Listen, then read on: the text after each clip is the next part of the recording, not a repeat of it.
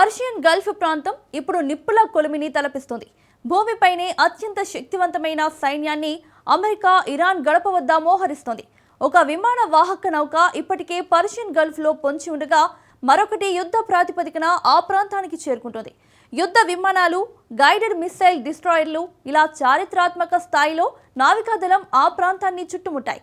Iran, America మధ్య జరిగిన 2 విడతల చర్చలు విఫలమయ్యాయి. కానీ ఇరాన్ రహస్య గదుల్లో వ్యూహకర్తలు మాత్రం వేరే లెక్కలు వేస్తున్నారు. ఒకవేళ చర్చలు విఫలమై బాంబుల వర్షం మొదలైతే ఈ యుద్ధ గమనాన్ని మార్చడానికి ఇరాన్ ముందున్న ఏకైక మార్గంపైనే ఇప్పుడు తెహ్రాన్ దృష్టి సారించింది. అసలు అమెరికాను అడ్డుకునే ప్లాన్ ఇరాన్ వద్ద ఉందా? యుద్ధం మొదలైన మొదటి గంటలోనే ఇరాన్ తలరాత మారిపోనుందా? అమెరికా దాడిని రష్యా ఎలా అడ్డుకుంటోంది? Watch the story. ఇరాన్పై అమెరికా యుద్ధానికి సిద్ధమైందా? మొదటి గంటపైనే ఇరాన్ ఫోకస్ చేసిందా? అమెరికా దాడిని రష్యా ఎలా అడ్డుకుంటోంది?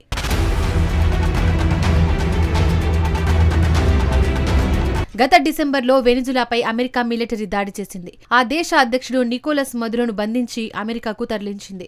ఈ ఘటన ప్రపంచాన్ని నివ్వెరపరిచింది. నిజానికి 2025 ఆగస్టు నుంచి అమెరికా కరేబియన్ సముద్రంలో తమ సైన్యాన్ని మోహరించింది. 10 F-35 యుద్ధ విమానాలు, F-18తో సహా 60 విమానాలు, 7 యుద్ధ నౌకలు, ఒక అణు సబ్మెరైన్, 12,000 మంది నావికా దళాన్ని మోహరించింది. ఆ తర్వాత మధ్యధరా సముద్రంలో పాగా వేసిన USS జెరాల్డ్ ఆర్ ఫోర్డ్ను కరేబియన్ సముద్రానికి తరలించారు. అప్పటి నుంచి వెనిజులాపై దాడికి అమెరికా సిద్ధమైందని నివేదికలు వెల్లువెత్తాయి. మొదట్లో డ్రగ్స్ బోట్లను అడ్డుకోవడానికే సైన్యాన్ని మోహరించామని అమెరికా వాదించినా చివరికి అనుకున్న పనిని చేసి చూపించింది. అయితే వెనిజులాలోని ఆపరేషన్ కోసం అమెరికా మోహరించిన ఆయుధాలే తక్కువ. కానీ ఇప్పుడు ఇరాన్ సరిహద్దుల్లో మోహరిస్తున్న ఆయుధాలను చూడండి. USS జెరాల్డ్ ఆర్ ఫోర్డ్తో పాటు USS Abraham Lincoln air craft క్యారియర్లు ఉన్నాయి. అంతేకాదు 6 మిస్సైల్ డిస్ట్రాయర్లు, 14 అమెరికా యుద్ధ నౌకలు, డజనుకు పైగా యుద్ధ విమానాలు, 85కు పైగా ఎయిర్ ఫ్యూయలింగ్ ట్యాంకర్లు, 170కి పైగా కార్గో విమానాలు, 6 వార్నింగ్ కంట్రోల్ ఎయిర్ క్రాఫ్ట్లను తాజాగా వెస్ట్ ఆసియాలో అమెరికా మోహరించింది. ఈ భారీ ఆయుధాలను చూస్తుంటే ఏదో జరగబోతుందన్న సంకేతాలు స్పష్టంగా కనిపిస్తున్నాయి.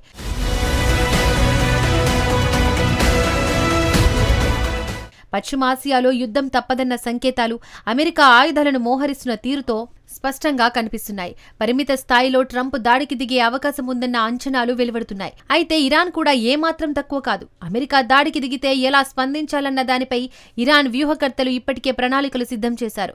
అమెరికా ఎదురుదాడి వేగంగా, ఆకస్మికంగా, అత్యంత తీవ్రంగా ఉండేలా దీనిని రూపొందించినట్లు తెలుస్తోంది.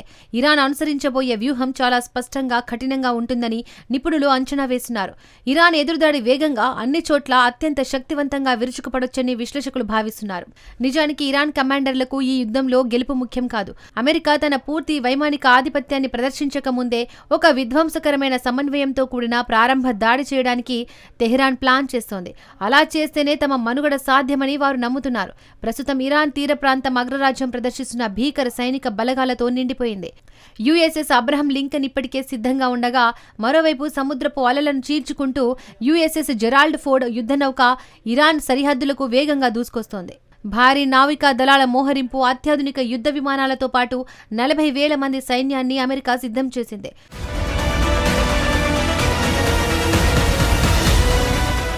నిజానికి అమెరికా మోహరించిన భారీ సైనిక బలగాలతో, ఆయుధాలతో దాడికి దిగితే ఇరాన్ విధ్వంసం ఖాయం.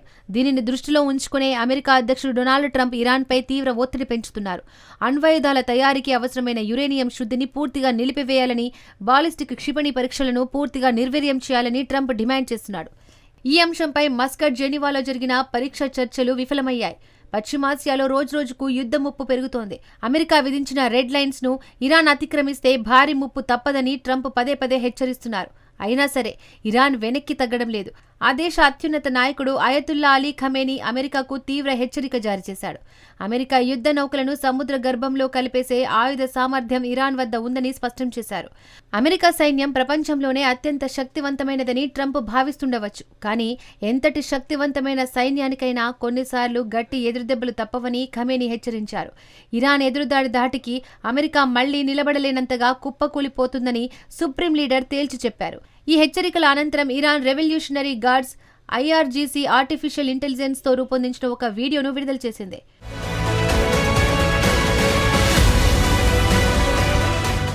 ఐఆర్జీసీ విడుదల చేసిన వీడియోలో అమెరికాకు చెందిన అణుశక్తితో నడిచే యుద్ధ నౌకలపై ఇరాన్ డ్రోన్లు, క్షిపణులు విరుచుకుపడినట్లు ఉంది.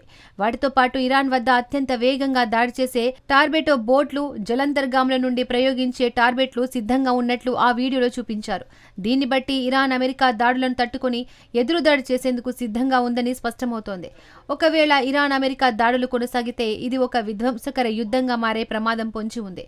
అమెరికాకు చెందిన మల్టీలెవెల్ క్షిపణి రక్షణ వ్యవస్థలను ముంచెత్తేలా మునుపెన్నడూ లేని స్థాయిలో వందల క్షిపణులు డ్రోన్తో ఇరాన్ దాడికి దిగేందుకు సిద్ధమైనట్లు తెలుస్తోంది. అమెరికా యుద్ధానికి దిగితే యోమెన్లోనే హూతీలు ఇరాన్ బలగాలతో చేతులు కలిపే అవకాశాలు ఉన్నాయి. హూతీల వద్ద ఇజ్రాయెల్ భూభాగంలోని ఏ లక్ష్యాన్నైనా ధ్వంసం చేసే శక్తివంతమైన బాలిస్టిక్ క్షిపణులు ఉన్నాయి. అంటే ఇరాన్పై అమెరికా యుద్ధానికి దిగితే రెండు వైపుల నుండి దాడులను ఎదుర్కోవలసి ఉంటుంది. హూతీలు దాడి చేస్తే అమెరికాకు మరింత నష్టం తప్పదు. ఏకకాలంలో వేర్వేరు దిశల నుండి దాడులను తట్టుకుని పోరాడాల్సి వస్తుంది. ఇక్కడ ఆసక్తికరమైన పరిణామం ఏమిటంటే రష్యా కూడా తన యుద్ధ నౌకను ఇరాన్కు పంపింది. వెనుజులా మిత్రదేశమే అయినా రష్యా అప్పట్లో యుద్ధ నౌకను మాత్రం పంపలేదు.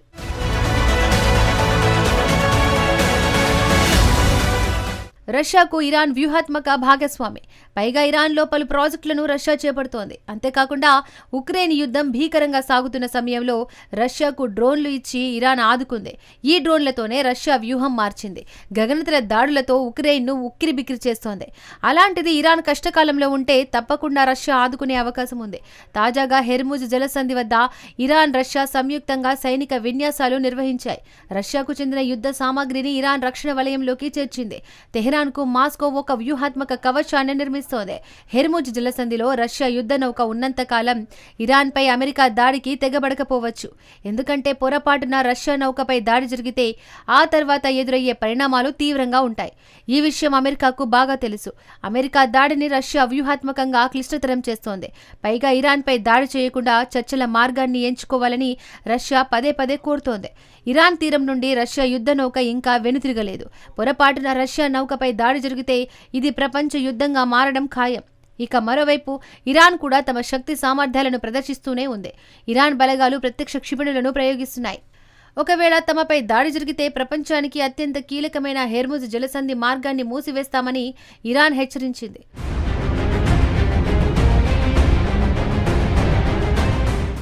2025లో హెర్ముజ్ జలసంధి నుంచి రోజుకు సుమారు 1,30,00,000 బ్యారెళ్ల చమురు రవాణా అవుతోంది. ప్రపంచవ్యాప్త సముద్ర చమురు రవాణాలో 31% హెర్ముజ్ మీదుగానే తరలిస్తోంది. హెర్ముజ్ మార్గాన్ని దిగ్బంధిస్తే ప్రపంచ మార్కెట్లు అతలాకుతలమవుతాయి. పశ్చిమాసియాలో అమెరికా చేసిన సైనిక మోహరింపు 2003 నాటి ఇరాక్ యుద్ధాన్ని గుర్తుకు తెస్తోంది. ట్రంప్ తన వద్ద ఉన్న ప్రతి అత్యాధునిక ఆయుధాన్ని వెస్ట్ ఆసియాకు తరలించే పనిలో నిమగ్నమయ్యాడు. ఒకవేళ యుద్ధం వస్తే అమెరికాతో సమానంగా నిలవలేమని ఇరాన్కు బాగా తెలుసు. ఇరాన్కు ఉన్న ఏకైక అవకాశం మొదటి దెబ్బ మాత్రమే.